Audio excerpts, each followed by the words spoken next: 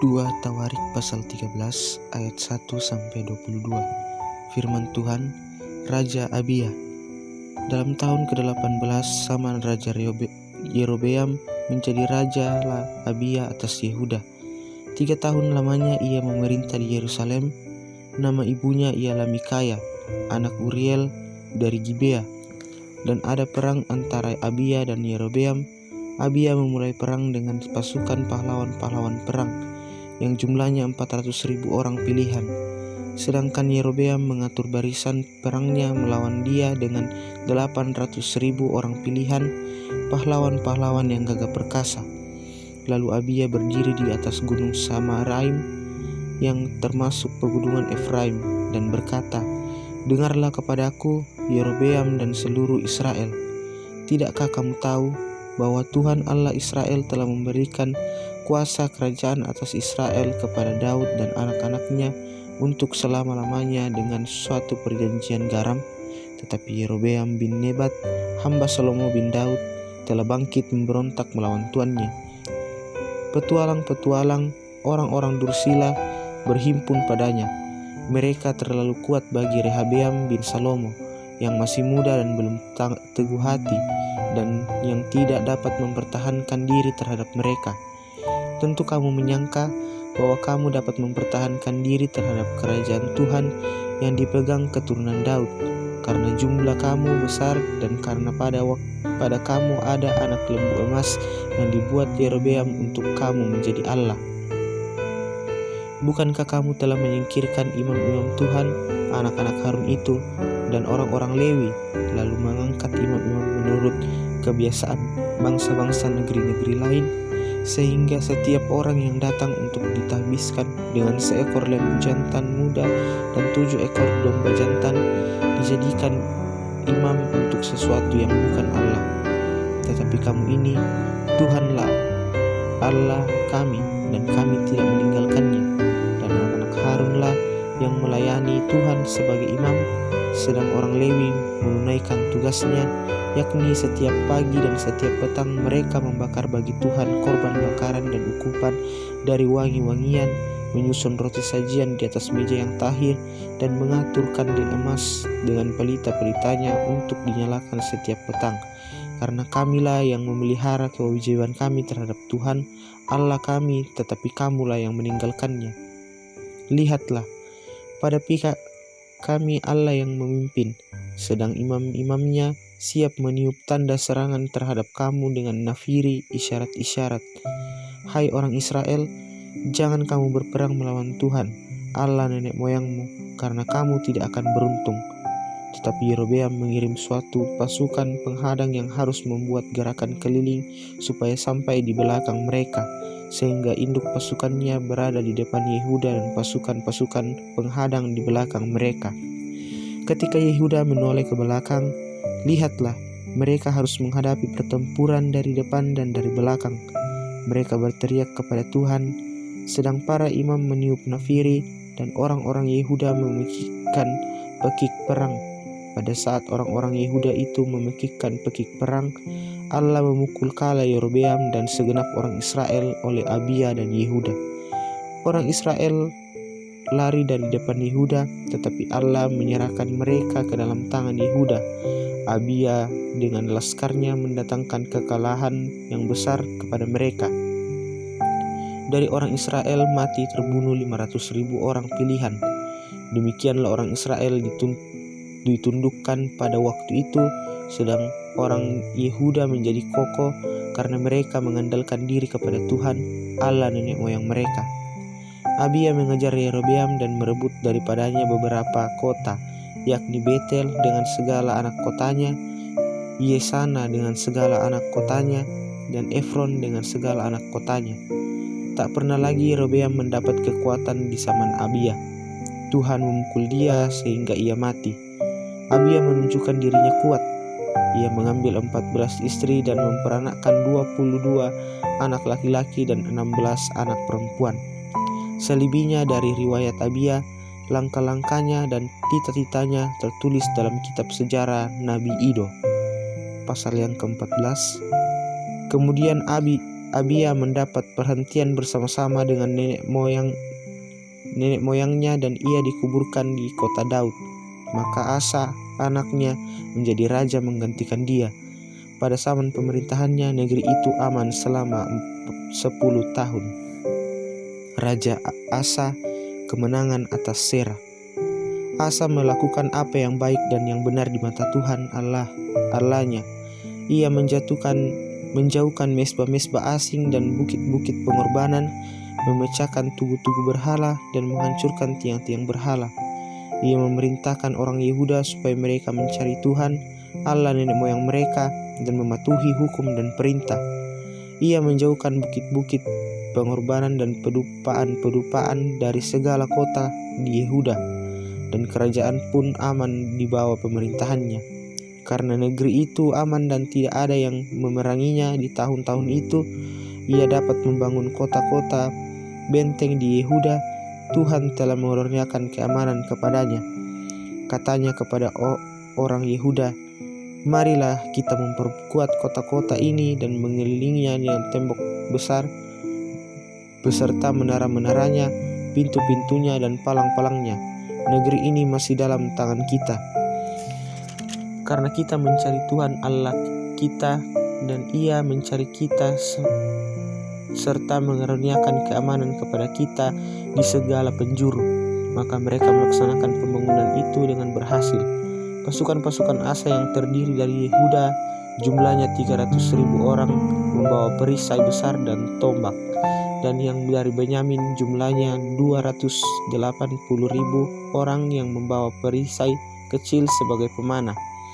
Mereka semua pahlawan-pahlawan yang gagah perkasa. Serah, orang Ethiopia, maju berperang melawan mereka dengan tentara sebanyak 1.000.000 orang dan 300 kereta. Ia sampai ke Maresa. Lalu Asa maju menghadapinya. Mereka mengatur barisan perangnya di lembah Sefata dekat Maresa. Kemudian Asa berseru kepada Tuhan Allahnya, "Ya Tuhan, selain daripada Engkau, tidak ada yang dapat menolong yang lemah terhadap yang kuat. Tolonglah kami ya Tuhan, Allah kami, karena kepadamu-lah kami bersandar dan dengan nama-Mu kami maju melawan pasukan yang besar jumlahnya ini. Ya Tuhan, Engkaulah Allah kami, jangan biarkan seorang manusia mempunyai kekuatan untuk melawan Engkau." Dan Tuhan memukulkanlah orang-orang Ethiopia di hadapan Asa dan Yehuda. Orang-orang Ethiopia itu lari, lalu dikejar oleh Asa dan laskarnya sampai ke Gerang. Dari orang-orang Ethiopia itu amat banyak yang tewas, sehingga tidak ada yang tinggal hidup karena mereka hancur di hadapan Tuhan dan tentaranya. Orang-orang Yehuda memperoleh jarahan yang sangat besar. Mereka mengalahkan semua kota di sekeliling Gerar karena ketakutan yang dari Tuhan menimpa penduduknya. Mereka menjarahi semua kota itu karena jarahan yang besar terdapat di situ. Tenda-tenda pemilik ternak pun direbut mereka dan banyak kambing domba dan unta diangkutnya sebagai jarahan. Lalu mereka kembali ke Yerusalem. Pasal 15. Pembaharuan oleh Asa. Asaria bin Oded dihinggapi roh Allah. Ia pergi menemui Asa dan berkata kepadanya, "Dengarlah kepadaku, Asa dan seluruh Yehuda dan Benyamin. Tuhan beserta dengan kamu bila mana kamu beserta dengan Dia. Bila mana kamu mencarinya, Ia berkenan ditemui olehmu. Tetapi bila mana kamu meninggalkannya, kamu akan ditinggalkannya. Lama sekali Israel tanpa Allah yang benar, tanpa ajaran daripada imam dan tanpa hukum. Tetapi dalam kesesakan mereka berbalik kepada Tuhan Allah orang Israel. Mereka mencarinya dan Ia berkenan ditemui oleh mereka. Pada zaman itu tidak dapat orang pergi dan pulang dengan selamat, karena terdapat kekacauan yang besar di antara segenap penduduk daerah-daerah. Bangsa menghancurkan bangsa, kota menghancurkan kota, karena Allah mengacaukan mereka dengan berbagai-bagai kesesakan. Tetapi kamu ini, kuatkanlah hatimu, jangan lemah semangatmu, karena ada upah bagi usahamu." Ketika Asa mendengar perkataan nubuat yang diucapkan oleh Nabi Azaria bin Oded itu, ia menguatkan hatinya dan menyingkirkan dewa-dewa kejijikan dari seluruh tanah Yehuda dan Benyamin dan dari kota-kota yang direbutnya di pegunungan Efraim. Ia membaharui mesbah Tuhan yang ada di depan balai bait suci Tuhan. Ia mengumpulkan seluruh Yehuda dan Benyamin dan orang-orang Efraim, Manasye dan Simeon yang tinggal di antara mereka sebagai orang asing. Sebab dari Israel banyak yang menyeberang memihak kepadanya ketika mereka melihat bahwa Tuhan Allahnya beserta dengan dia. Mereka berkumpul di Yerusalem pada bulan ketiga tahun ke-15 dari pemerintahan Asa. Pada hari itu mereka mempersembahkan kepada Tuhan 700 lembu sapi dan 7.000 kambing domba dari jarahan yang mereka bawa pulang. Mereka mengadakan perjanjian untuk mencari Tuhan Allah nenek moyang mereka dengan segenap hati dan jiwa. Setiap orang, baik anak-anak atau orang dewasa, baik laki-laki atau perempuan yang tidak mencari Tuhan Allah Israel harus dihukum mati. Mereka bersumpah setia kepada Tuhan dengan suara nyaring, dengan sorak-sorai, dengan tiupan nafiri dan sangkakala. Seluruh Yehuda bersukaria atas sumpah itu, karena dengan segenap hati mereka bersumpah setia dan dengan kehendak yang bulat mereka mencari Tuhan. Tuhan berkenan ditemui oleh mereka dan mengaruniakan keamanan kepada mereka di segala penjuru. Bahkan raja memecat Maaka, neneknya, dari pangkat ibu suri, karena neneknya itu membuat patung Asyera yang keji. Asa merobohkan patung yang keji itu, menumbuknya sampai halus dan membakarnya di lembah Kidron. Sekalipun bukit-bukit pengorbanan tidak dijauhkan dari Israel, namun hati Asa tulus ikhlas sepanjang umurnya. Ia membawa persembahan-persembahan kudus ayahnya dan persembahan-persembahan kudusnya sendiri ke rumah Allah, yakni emas dan perak serta barang-barang lain. Tidak ada perang sampai pada tahun ke-35 pemerintahan Asa. Pasal ke-16, Perjanjian Asa dengan Aram. Pada tahun ke-36 pemerintahan Asa, majulah Baesa, raja Israel, hendak berperang melawan Yehuda. Ia memperkuat Rama dengan maksud mencegah lalu lintas kepada Asa, raja Yehuda. Lalu Asa mengeluarkan emas dan perak dari perbendaharaan rumah Tuhan dan dari perbendaharaan rumah raja dan mengirimnya kepada Ben-Hadad, raja Aram yang diam di Damsyik dengan pesan, "Ada perjanjian antara aku dan engkau, antara ayahku dan ayahmu. Ini kukirimkan emas dan perak kepadamu. Marilah, batalkanlah perjanjianmu dengan Baesa, raja Israel, supaya ia undur daripadaku." Lalu Ben-Hadad mendengarkan permintaan Raja Asa. Ia menyuruh panglima-panglimanya menyerang kota-kota Israel, dan mereka memukul kala Iyon dan Abel Maim dan segala tempat perbekalan kota-kota di Naftali. Segera sesudah Baesa mendengar hal itu, ia berhenti memperkuat Rama. Ia menghentikan usahanya itu. Tetapi Raja Asa mengerahkan segenap orang Yehuda yang harus mengangkat batu dan kayu yang dipergunakan Baesa untuk memperkuat Rama itu. Ia mempergunakannya untuk memperkuat Geba dan Mispa. Pada waktu itu datanglah Hanani, pelihat itu, kepada Asa, raja Yehuda, katanya kepadanya, "Karena engkau bersandar kepada Raja Aram dan tidak bersandar kepada Tuhan Allahmu, oleh karena itu terluputlah tentara Raja Aram dari tanganmu. Bukankah tentara orang Ethiopia dan Libya besar jumlahnya? Kereta dan orang berkudanya sangat banyak. Namun Tuhan telah menyerahkan mereka ke dalam tanganmu, karena engkau bersandar kepadanya. Karena mata Tuhan menjelajah seluruh bumi untuk melimpahkan kekuatannya kepada mereka yang bersungguh-sungguh hati terhadap Dia. Dalam hal ini engkau telah berlaku bodoh. Oleh sebab itu mulai sekarang ini engkau akan mengalami peperangan." Maka sakit hatilah Asa karena perkataan pelihat itu, sehingga ia memasukkannya ke dalam penjara, sebab memang ia sangat marah terhadap dia karena perkara itu. Pada waktu itu Asa menganiaya juga beberapa orang dari rakyat. Sesungguhnya riwayat Asa dari awal sampai akhir tertulis dalam kitab Raja-Raja Yehuda dan Israel. Pada tahun ke-39 pemerintahannya, Asa menderita sakit pada kakinya yang kemudian menjadi semakin parah. Namun dalam kesakitannya itu ia tidak pernah mencari pertolongan Tuhan, tetapi pertolongan tabib-tabib. Kemudian Asa mendapat perhentian bersama-sama nenek moyangnya. Ia mati pada tahun ke-41 pemerintahannya dan dikuburkan di kuburan yang telah digali baginya di kota Daud. Mereka membaringkannya di atas petiduran yang penuh dengan rempah-rempah dan segala macam rempah-rempah campuran yang dicampur menurut cara penyampur rempah-rempah, lalu menyalakan api yang sangat besar untuk menghormatinya. Pasal 17. Raja Yosafat, pengokohan kerajaan. Maka Yosafat anaknya menjadi raja menggantikan dia sebagai pemimpin Israel. Ia memperkuat dirinya dengan menempatkan tentara di semua kota yang berkubu di Yehuda dan pasukan-pasukan pendudukan di tanah Yehuda serta di kota-kota Efraim yang direbut oleh Asa ayahnya. Dan Tuhan menyertai Yosafat karena ia hidup mengikuti jejak yang dahulu dari Daud bapa leluhurnya, dan tidak mencari Baal-Baal, melainkan mencari Allah ayahnya. Ia hidup menurut perintah-perintahnya dan tidak berbuat seperti Israel.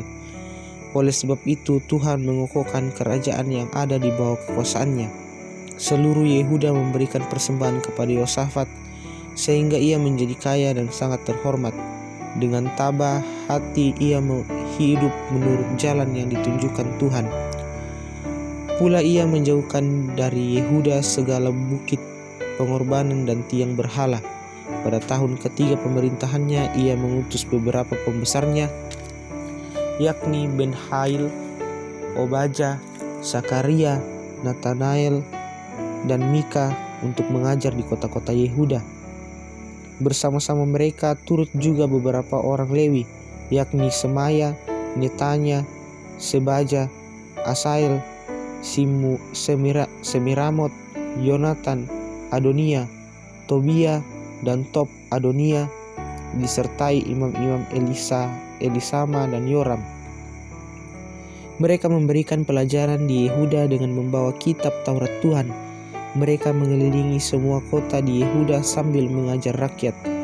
Ketakutan yang dari Tuhan menimpa semua kerajaan di negeri-negeri sekeliling Yehuda, sehingga mereka tidak berani berperang melawan Yosafat. Dari antara orang-orang Filistin, ada yang membawa kepada Yosafat persembahan dan perak sebagai upeti.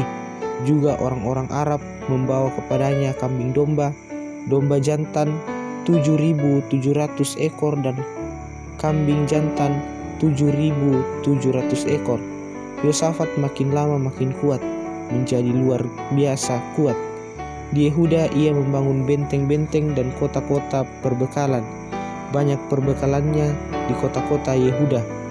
Orang-orang perangnya ada di Yerusalem. Semuanya pahlawan yang gagah perkasa. Inilah daftar kesatuan mereka menurut puak-puak mereka. Panglima-panglima dari Yehuda ialah Panglima Adna dengan 300.000 pahlawan yang gagah perkasa. Di samping dia Panglima Yohanan dengan 280.000 orang, dan di samping dia Amasya bin Sikri yang dengan sukarela telah menyerahkan dirinya kepada Tuhan dengan 200.000 pahlawan yang gagah perkasa. Dan dari Benyamin ialah Eliada, seorang pahlawan yang gagah perkasa dengan 200.000 orang yang bersenjatakan busur dan perisai. Di samping dia Yosabat dengan 180.000 orang bersenjata untuk berperang. Mereka itulah yang bertugas pada raja, selain daripada mereka yang ditempatkan raja di kota-kota yang berkubu di seluruh Yudea. Mereka itulah yang bertugas pada raja, selain daripada mereka yang ditempatkan raja di kota-kota yang berkubu di seluruh Yehuda. Pasal 18. Ahab memerangi Ramot Gilead. Nabi Tuhan berhadapan dengan nabi-nabi palsu. Ketika Yosafat kaya dan sangat terhormat, ia menjadi besan Ahab. Beberapa tahun kemudian, pergilah ia kepada Ahab di Samaria. Ahab menyembelih banyak kambing domba dan lembu sapi untuk dia dan rombongannya, dan mengajaknya untuk menyeberang Ramot Gilead. Berkatalah Ahab, Raja Israel, kepada Yosafat, Raja Yehuda, "Maukah engkau pergi ke Ramot Gilead bersama-sama aku?" Jawabnya kepadanya, "Kita sama-sama, aku dan engkau, rakyatmu dan rakyatku, aku akan bersama-sama engkau di dalam perang." Tetapi Yosafat berkata kepada Raja Israel, "Baiklah, tanyakan dahulu firman Tuhan." Lalu Raja Israel mengumpulkan para nabi, 400 orang banyaknya. Kemudian bertanyalah ia kepada mereka, "Apakah kami boleh pergi berperang melawan Ramot Gilead atau aku membatalkannya?" Jawab mereka, "Majulah, Allah akan menyerahkannya ke dalam tangan raja." Tetapi Yosafat berkata, "Tidak adakah lagi di sini seorang nabi Tuhan, supaya dengan perantaraannya kita dapat meminta petunjuk?"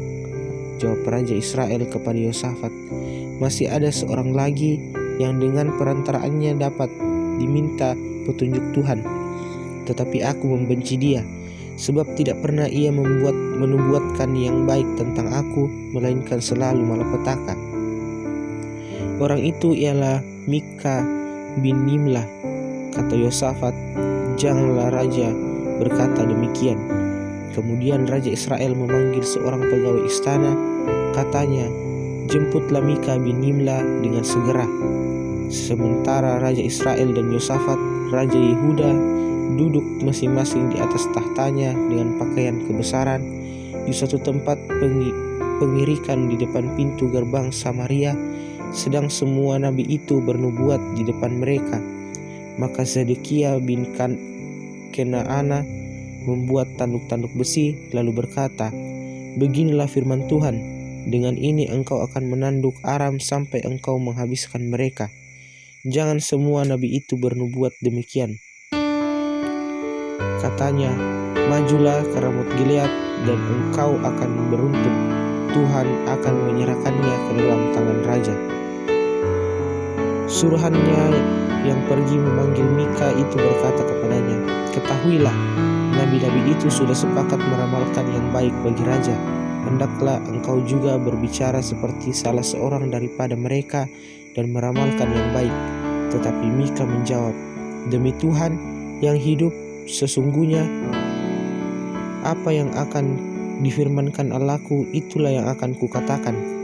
Setelah ia sampai kepada raja, bertanyalah raja kepadanya, "Mika, apakah kamu boleh pergi berperang melawan Ramot Gilead atau aku membatalkannya?" Jawabnya, "Majulah dan kamu akan beruntung, sebab mereka akan diserahkan ke dalam tanganmu." Tetapi raja berkata kepadanya, "Sampai berapa kali aku menyuruh engkau bersumpah, supaya engkau mengatakan kepadaku tidak lain dari kebenaran?" Lalu jawabnya, "Telah kulihat seluruh Israel bercerai-berai di gunung-gunung seperti kambing domba yang tidak mempunyai gembala. Sebab itu Tuhan berfirman, mereka ini tidak punya tuan. Baiklah, masing-masing pulang ke rumahnya dengan selamat." Kemudian Raja Israel berkata kepada Yosafat, "Bukankah telah kukatakan kepadamu, tidak pernah ia membuatkan yang baik tentang aku, melainkan hanya malapetaka?" Kata Mika, "Sebab itu dengarkanlah firman Tuhan. Aku telah melihat Tuhan sedang duduk di atas tahtanya, dan segenap tentara sorga berdiri di sebelah kanannya dan di sebelah kirinya. Dan Tuhan berfirman, siapakah yang akan membujuk Ahab, Raja Israel, untuk maju berperang supaya ia tewas di Ramot Gilead?" Maka yang seorang berkata begini, yang lain berkata begitu. Kemudian tampillah suatu roh, lalu berdiri di hadapan Tuhan. Ia berkata, "Aku ini akan membujuknya." Tuhan bertanya kepadanya, "Dengan apa?" Jawabnya, "Aku akan keluar dan menjadi roh dusta dalam mulut semua nabinya." Ia berfirman, "Biarlah engkau membujuknya, dan engkau akan berhasil pula. Keluarlah dan perbuatlah demikian. Karena itu, sesungguhnya Tuhan telah menaruh roh dusta ke dalam mulut nabi-nabimu ini. sebab Tuhan telah menetapkan untuk menimpakan malapetaka kepadamu.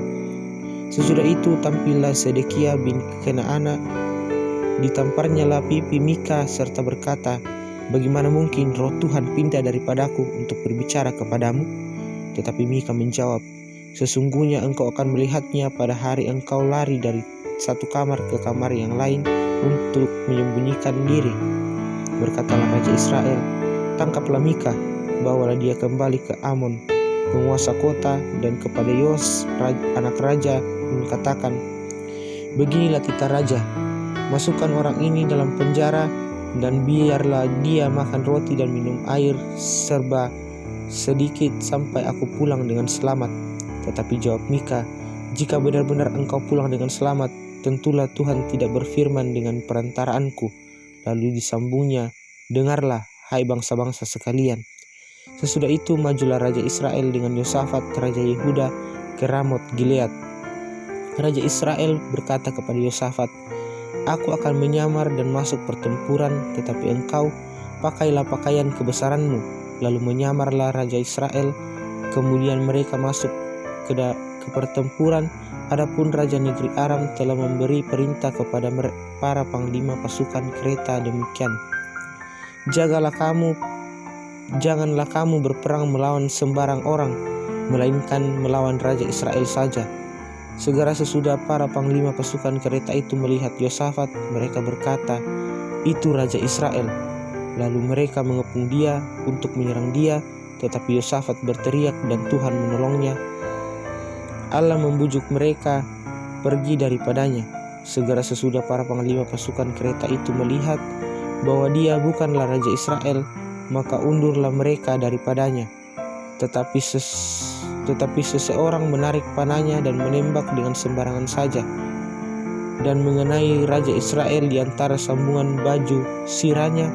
Kemudian ia berkata kepada pengemudi keretanya, "Putar, bawa aku keluar dari pertempuran, sebab aku sudah luka." Tetapi pertempuran itu bertambah seru pada hari itu, dan Raja Israel tetap berdiri di dalam kereta berhadapan dengan orang Aram sampai petang. Ia mati ketika matahari terbenam. Pasal 19. Pelihat Yehu menegur Raja Yosafat. Yosafat Raja Yehuda pulang dengan selamat ke istananya di Yerusalem. Ketika itu Yehu bin Hanani, pelihat itu, pergi menemuinya dan berkata kepada Raja Yosafat, Sewajarnyakah engkau menolong orang fasik dan bersahabat dengan mereka yang membenci Tuhan? Karena hal itu Tuhan murka terhadap engkau, namun masih mendapat hal-hal yang baik padamu, karena engkau menghapuskan tiang-tiang berhala dari negeri ini dan mencari Allah dengan tekun. Yosafat mengangkat hakim-hakim. Yosafat diam di Yerusalem. Ia mengadakan kunjungan pula ke daerah-daerah dari Bersheba sampai ke pegunungan Efraim, sambil menyuruh rakyat berbalik kepada Tuhan, Allah nenek moyang mereka. Ia mengangkat juga hakim-hakim ke seluruh negeri, yakni di semua kota yang berkubu di Yehuda, di tiap-tiap kota. Berpesanlah ia kepada hakim-hakim itu, "Pertimbangkanlah apa yang kamu buat, karena bukanlah untuk manusia kamu memutuskan hukum, melainkan untuk Tuhan yang ada beserta kamu bila kamu memutuskan hukum. Sebab itu, kiranya kamu diliputi oleh rasa takut kepada Tuhan, bertindaklah dengan seksama, karena berlaku curang, memihak ataupun menerima suap tidak ada pada Tuhan Allah kita." Juga di Yerusalem, Yosafat mengangkat beberapa orang dari antara orang Lewi, dari antara para imam, dan dari antara para kepala puak Israel untuk memberi keputusan dalam hal hukum Tuhan dan dalam hal perselisihan. Mereka berkedudukan di Yerusalem. Ia memerintahkan mereka, "Kamu harus bertindak dengan takut akan Tuhan, dengan setia dan dengan tulus hati. Demikian, dalam setiap perkara yang disampaikan kepada kamu oleh rekan-rekanmu yang tinggal di kota-kota, yakni perkara-perkara mengenai penumpahan darah atau mengenai hukum, perintah, ketetapan-ketetapan dan peraturan-peraturan, hendaklah kamu memperingatkan mereka supaya mereka jangan bersalah terhadap Tuhan, sehingga murkanya menimpa kamu dan rekan-rekanmu. Hendaklah kamu berbuat demikian, dan kamu tidak akan bersalah. Dengan ini imam kepala Amaria diangkat sebagai ketuamu dalam segala perkara ketuhanan, dan Sebaja bin Ismail pemuka kaum Yehuda dalam segala perkara kerajaan. Sedang orang Lewi akan melayani kamu sebagai pengatur. Bertindaklah dengan tegas, kiranya Tuhan menyertai orang yang tulus ikhlas. Amin. Firman Tuhan. Pasal yang ke-20, kemenangan atas Moab dan Amon. Akhir pemerintahan Yosafat. Setelah itu Bani Moab dan Bani Amon datang berperang melawan Yosafat bersama-sama sepasukan orang Meunim. Datanglah orang memberitahukan Yosafat, suatu laskar yang besar datang dari seberang laut Asin, dari Edom, menyerang tuanku. Sekarang mereka di Haseson Tamar, yakni En-Gedi. Yosafat menjadi takut, lalu mengambil keputusan untuk mencari Tuhan. Ia menyerukan kepada seluruh Yehuda supaya berpuasa, dan Yehuda berkumpul untuk meminta pertolongan daripada Tuhan. Mereka datang dari semua kota di Yehuda untuk mencari Tuhan. Lalu Yosafat berdiri di tengah-tengah jemaah Yehuda dan Yerusalem di rumah Tuhan, di muka pelataran yang baru, dan berkata, "Ya Tuhan, Allah nenek moyang kami, bukankah Engkau Allah di dalam sorga? Bukankah Engkau memerintah atas segenap kerajaan bangsa? Kuasa dan keperkasaan ada di dalam tangan-Mu, sehingga tidak ada orang yang dapat bertahan melawan Engkau. Bukankah Engkau Allah kami yang menghalau penduduk tanah ini dari depan umat-Mu Israel dan memberikannya kepada keturunan Abraham, sahabat-Mu itu, untuk selama-lamanya?" Lalu mereka mendiami tanah itu dan mendirikan bagimu tempat kudus untuk nama-Mu. Kata mereka, "Bila sesuatu malapetaka menimpa kami, yakni pedang, penghukuman, penyakit sampar atau kelaparan, kami akan berdiam di muka rumah ini di hadapan-Mu, karena nama-Mu tinggal di dalam rumah ini, dan kami akan berseru kepadamu di dalam kesesakan kami, sampai Engkau mendengar dan menyelamatkan kami. Sekarang lihatlah, Bani Amon dan Moab, dan orang-orang dari pegunungan Seir ini, ketika orang Israel datang dari tanah Mesir, Engkau melarang mereka memasuki negerinya. Oleh sebab itu, mereka menjauhinya dan tidak memusnahkannya. Lihatlah, sebagai pembalasan mereka datang mengusir kami dan tanah milik yang telah Engkau wariskan kepada kami.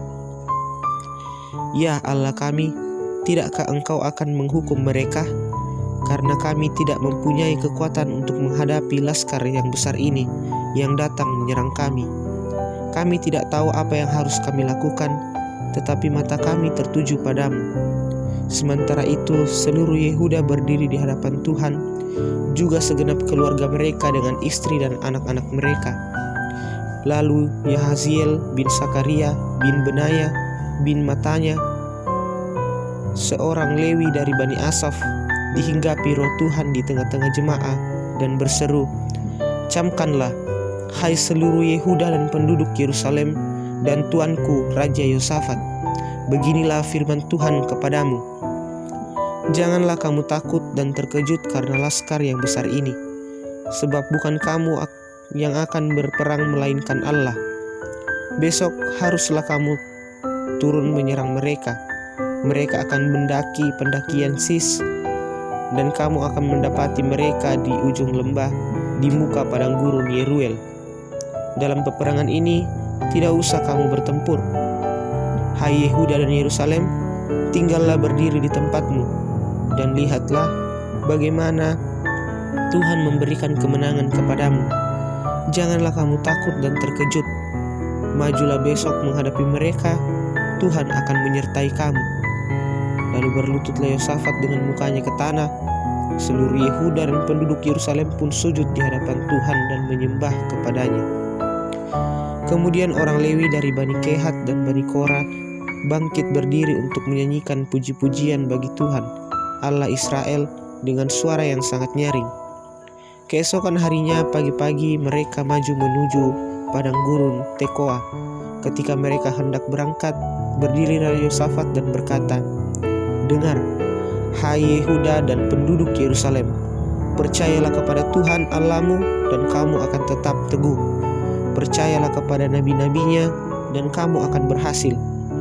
Setelah ia berunding dengan rakyat, ia mengangkat orang-orang yang akan menyanyi nyanyian untuk Tuhan dan memuji Tuhan dalam pakaian kudus yang semarak pada waktu mereka keluar di muka orang-orang bersenjata sambil berkata, "Nyanyikanlah nyanyian syukur bagi Tuhan, bahwasannya untuk selama-lamanya kasih setianya."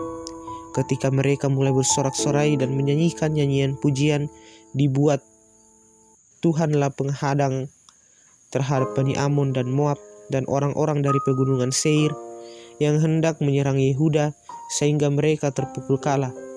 Lalu Bani Amon dan Moab berdiri menentang penduduk pegunungan Seir, hendak menumpas dan memunahkan mereka.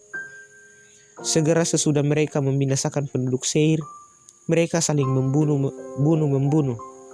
Ketika orang Yehuda tiba di tempat peninjauan di padang gurun, mereka menengok ke tempat laskar itu. Tampaklah semua kala menjadi bangkai berhantaran di tanah, tidak ada yang terluput. Lalu Yosafat dan orang-orangnya turun untuk menjara barang-barang mereka. Mereka menemukan banyak ternak, harta milik, pakaian dan barang-barang berharga.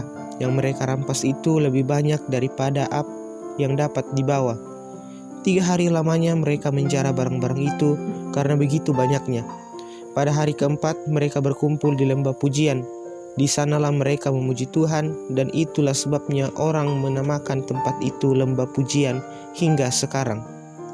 Lalu pulanglah sekalian orang Yehuda dan Yerusalem dengan Yosafat di depan.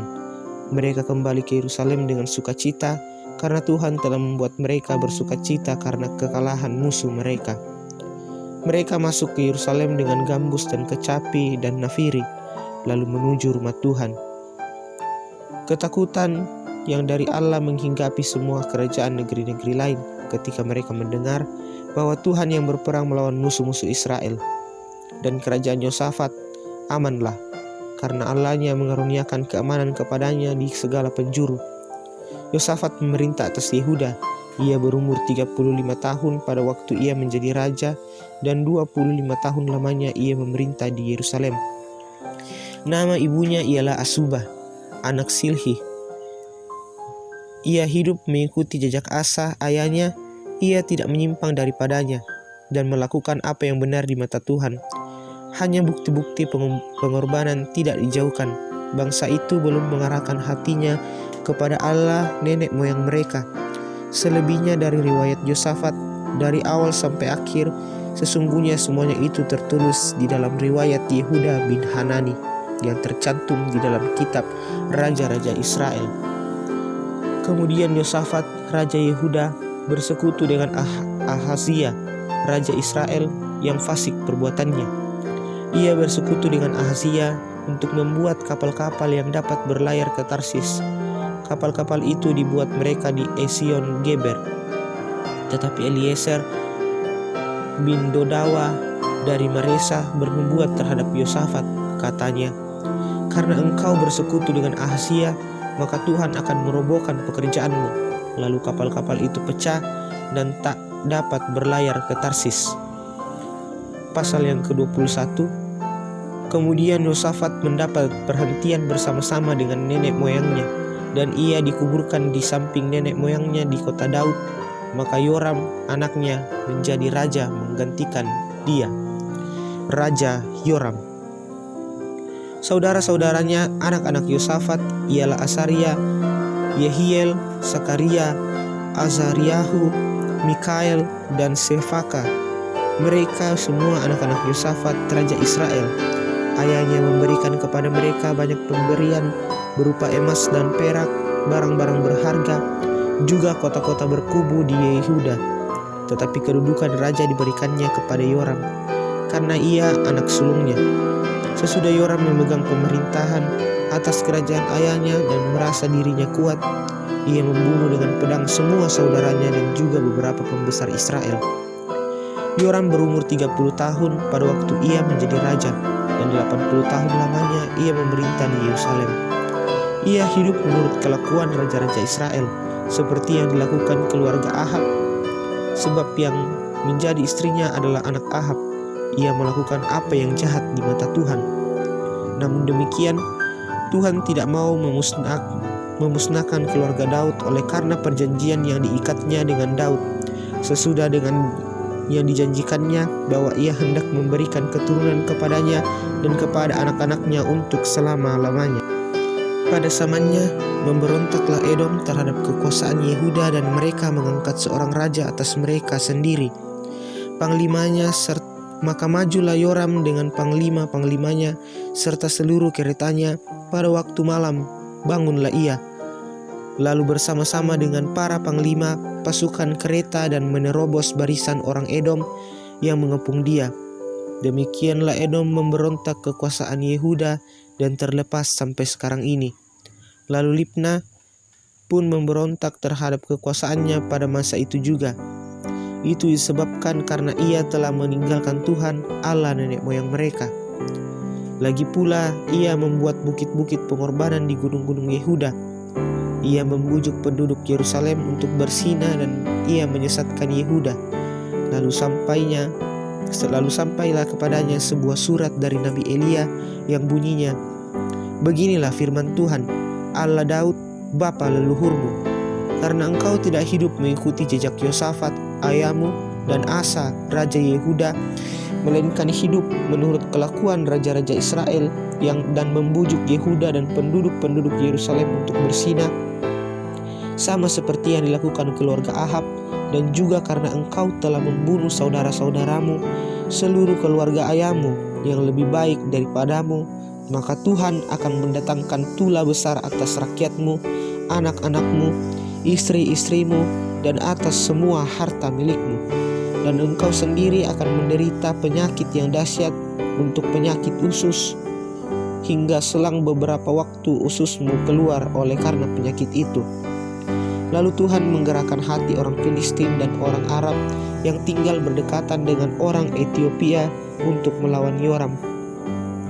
Maka mereka maju melawan Yehuda, memasukinya dan mengangkat segala harta milik yang terdapat di dalam istana raja sebagai jarahan, juga anak-anak dan istri-istrinya, sehingga tidak ada seorang anak yang tinggal padanya kecuali Yoahas, anaknya yang bungsu. Sesudah semuanya ini Tuhan menulahinya dengan penyakit usus yang tidak dapat sembuh.